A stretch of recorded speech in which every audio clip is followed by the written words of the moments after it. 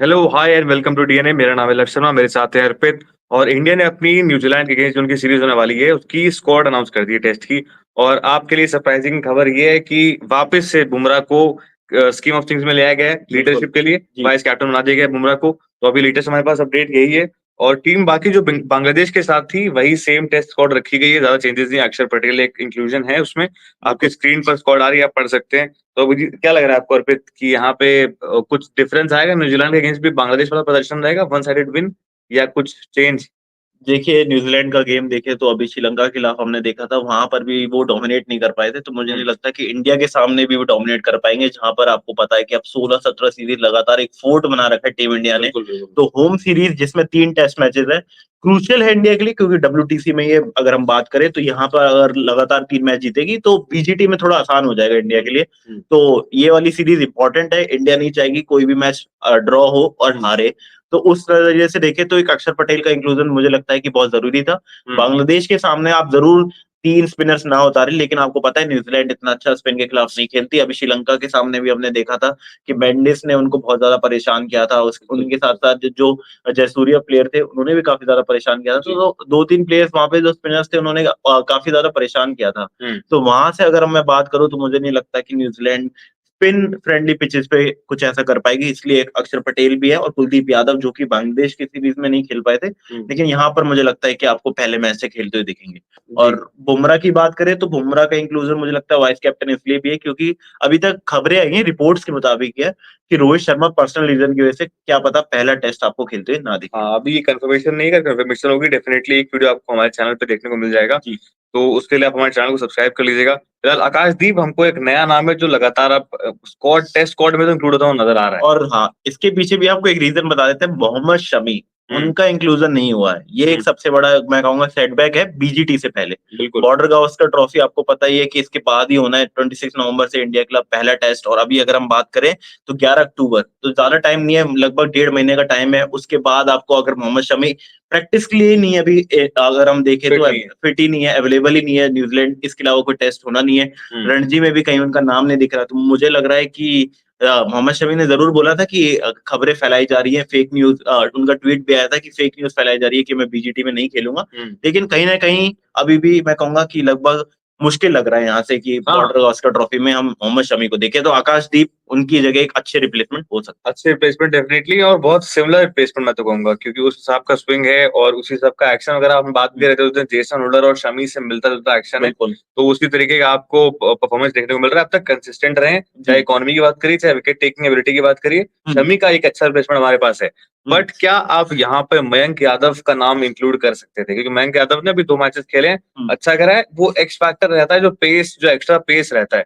क्या उनको ला के देखिए, कुछ अगर नया स्कीम ट्राई ऑफ करा जा थिंग्स में सकता आपको था? बीजीटी के लिए रखना था, हुँ। तो मुझे बिल्कुल, लगता है कि बिल्कुल। बिल्कुल फिर चाहिए था। मेरे ख़्याल से बीजेटी में मयंक यादव का इंक्लूज़न होना चाहिए था, और वहाँ पे अगर मयंक यादव रहते, तो ज़्यादा बेटर रहता, क्योंकि वो आपके लिए बेहतर एक सीमिंग ऑप्शन प्रोवाइड करते हैं। वो एक्स फैक्टर बॉलर, जो एक्स्ट्रा पेस रहता है, वो वहाँ पे बहुत ज़रूरी होता है, जो जिसमें इंडिया का लैग करता आ रहा है बहुत टाइम से। बुमराह के बिल्कुल। अलावा हमारे पास कोई ऐसा एक्स फैक्टर बॉलर नहीं है। लेकिन आकाशदीप की बात करें तो उनका हाई आर्म एक्शन है, तो हाँ, वो एक देखिए तरीके से हाई आर्म फैक्टर है। एक्शन तो शमी का भी था, हुँ। मगर मेन चीज़ होती है आप पेस के बारे में, एक्स्ट्रा पेस जो रहता है, और देखिए वो वही एक्स्ट्रा वहाँ पेस पर नहीं है। आपको मिचेल स्टार्क को फेस करना पड़ेगा। बिल्कुल, उनके बिल्कुल। पास जो बॉलर आप देखें तो डिफरेंस बहुत ज़्यादा है। एक आपको बिल्कुल। हेज़लवुड है, जो बिल्कुल कंसिस्टेंट लाइन पे डालते हैं। हुँ, जो कमिंस हैं, वो आपको शॉर्ट बॉल और ज़्यादातर गुड लेंथ एरियाज़ में बॉल करेंगे, उनका जी, बिल्कुल लाइन जी, अलग रहता है। और बिल्कुल। मिचेल स्टार्क जो है, वो आपको आगे स्विंग करते हुए दिखेंगे और उनका जो पेस है, 23 लीव्स तो वो ज़्यादा 135 फैक्टर है। के आसपास रहता है। वैसा टीम इंडिया इंडिया का कॉम्बिनेशन नहीं बन पा हाँ, रहा है। वो कॉम्बिनेशन बनाने के लिए आपको जो यंगस्टर्स हैं, उनको मौका देना चाहिए, और मेरे ख्याल से मयंक यादव को इस सीरीज़ में तो मौका मिलना चाहिए था। और एक जो हम पहले भी बात कर चुके हैं, एक सबसे बड़ा फैक्टर वो है ऑलराउंडर,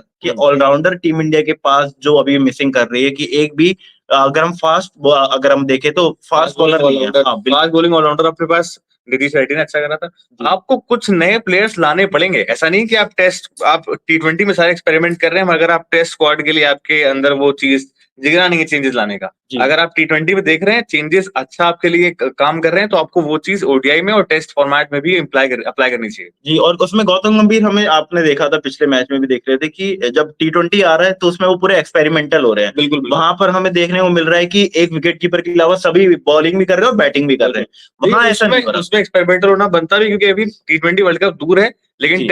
टेस्ट की बात आप करें तो एक्सपेरिमेंट इसलिए नहीं हो सकता कि अभी बीजेटी आने वाला है और लेकिन मेरा एक मानना मेरा ये भी है कि जो डिजर्विंग प्लेयर्स हैं उनको डेफिनेटली मौका देना चाहिए। मेरे ख्याल से मोहम्मद सिराज की जगह यहाँ पे मयंक यादव की जगह बनती है। अगर मैं होता तो मैं मयंक यादव को डेफिनेटली मुझे लगता है कि मोहम्मद सिराज की जगह आप ले सकते थे। उनके पास आजकल आपको कुछ अभी रूमर्स भी उठ रहे हैं कि उनको अगर हम देखें तो डीएसपी बनाया जा रहा है, जो फिर उसके बाद पोस्ट डिलीट हुआ, तो उनके पास अलग भार भी आ रहे हैं। और सिराज बहुत टाइम से टेस्ट में अच्छा नहीं कर पाए। कंदू का बोल है जो सिर्फ वो श्रीलंका में उठा पाते हैं। बस तो अभी न्यूजीलैंड है तो उनके सामने, और एक और लव इसमें इंपॉर्टेंट बात मेरे को नजर आ रही है कि आप फिर कब उनको मौका देंगे नीतीश रेड्डी को। आप ऐसा तो है नहीं, बिल्कुल वही फैक्टर कि फास्ट बॉलिंग ऑलराउंडर आपको चाहिए, ऑस्ट्रेलिया में चाहिए। उनके पास कैमरून ग्रीन है, उनके पास मिचेल मार्श है। अगर आप उनसे कंपेयर करें तो मिचेल मार्श आपके पास नहीं है वैसा प्लेयर, कैमरून ग्रीन जैसा प्लेयर नहीं है, तो आपको ऐसा प्लेयर फिलहाल तो कोई नहीं है। और एकदम से आप सरप्राइज एंट्री नहीं दे सकते। बिल्कुल। और देखिए अभी ऐसा नहीं है परफॉर्म नहीं कर रहे, नीतीश रेड्डी परफॉर्म कर रहे हैं बहुत टाइम से जी, तो अभी उनको मौका मिलना चाहिए था। अभी वो एक्सपीरियंस उनके पास मिला है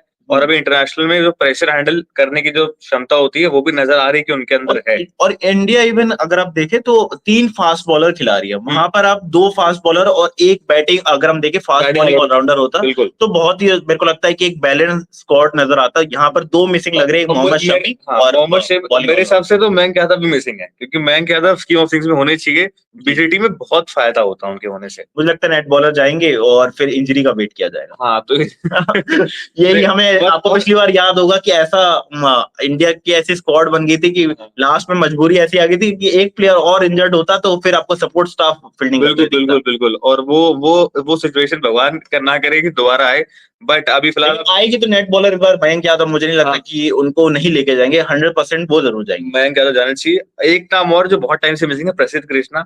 वो बहुत समय से मिसिंग है। ऐसा होता है कि कुछ नाम जो एकदम चले जाते हैं। बिल्कुल। और अब एक जिस तरीके से परफॉर्मेंस आ रही है, मेरे ख्याल से वरुण चक्रवर्ती भी धीरे धीरे करके तीनों फॉर्मेट में खेलने के लिए कंसिडर किए जाने चाहिए।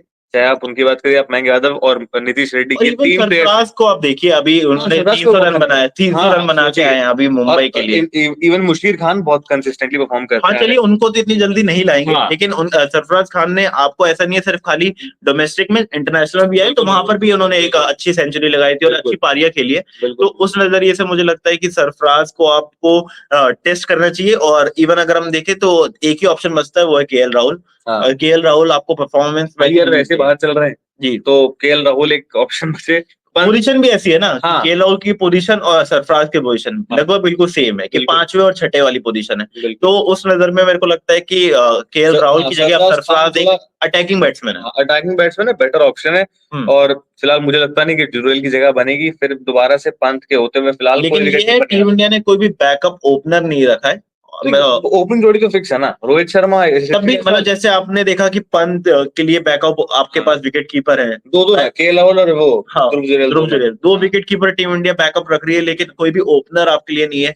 जबकि नाम काफी आ रहा था, अभिमन्यु ईश्वरम का काफी नाम आ रहा है कि 51 का उनका एवरेज है। आप सोचिए तो उनका नाम जरूर आता है। हो सकता है कि वो हुकुम के एक एकदम से ले आए बीजेटी। आपको कम से कम 18 या 20 प्लेयर लेके जाने चाहिए। बिल्कुल उतनी स्क्वाड तो होनी चाहिए, इंजरीज बहुत होती है और इंजरी करनी है तो आपको एक और बॉलर चाहिए, बुमराह जैसा। वो आपके पास है नहीं, क्योंकि आप टेस्ट में कुछ एक्सपेरिमेंट करने की तलाश नहीं। तो ये हमारा पूरा स्क्वाड एनालिसिस था। आपको अगर हमारा वीडियो पसंद आया तो लाइक शेयर कमेंट करना बिल्कुल ना भूले। और इंडिया वर्सेस न्यूजीलैंड सीरीज जो हम आपको बता दें 16 अक्टूबर से शुरू होने वाली है, और कल इंडिया वर्सेस बांग्लादेश का लास्ट मैच है। तो स्पोर्ट्स से जुड़ी सारी जानकारी आपको यहाँ पर मिलेगी, तो फॉलो और सब्सक्राइब करना बिल्कुल ना भूले। Thank you for watching India.